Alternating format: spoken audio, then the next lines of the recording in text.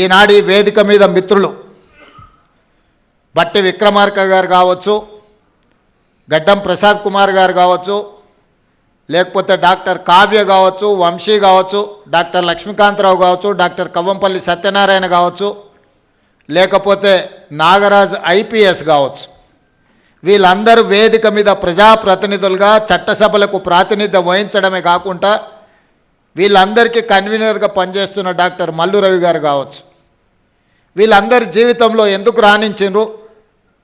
ఈరోజు చిన్న వయసులోనే వంశీ ఎంపీ కావడము, కావ్య డాక్టర్గా రాణించడమే కాకుండా ఈరోజు పార్లమెంట్ సభ్యురాలుగా ప్రాతినిధ్యం వహిస్తున్నదంటే దీనికి ప్రధానమైన కారణం ఈ దేశానికి స్వతంత్రం ఇప్పించిన కాంగ్రెస్ పార్టీ, పండిత్ జవహర్లాల్ నెహ్రూ గారు మొట్టమొదటి ప్రధానమంత్రిగా ఈ దేశ ప్రజలు పరిపాలన చేసుకోవడానికి అవసరమైన రాజ్యాంగాన్ని రచించుకోవడానికి డాక్టర్ బాబాసాహెబ్ అంబేద్కర్ గారి నాయకత్వంలో ఈ రాజ్యాంగాన్ని దేశానికి అందించడం జరిగింది.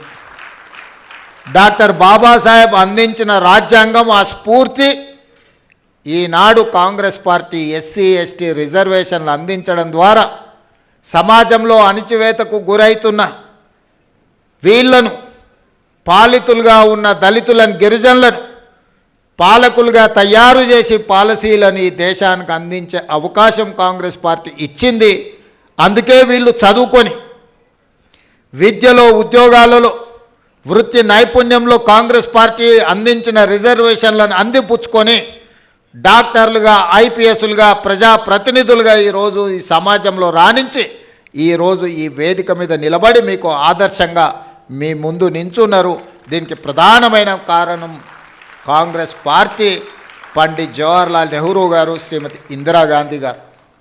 మిత్రులారా, ఈరోజు ఈ గౌరవం, ఈ సమాజంలో గుర్తింపు వీళ్ళకు కులం వల్ల రాలేదు, వీళ్ళకు చదువు వల్ల గుర్తింపు వచ్చింది. చదువే ఈరోజు వాళ్ళని గౌరవం తెచ్చిపెట్టింది. ఆ చదువే ఈ వేదిక మీద ఈరోజు కూర్చోబెట్టింది.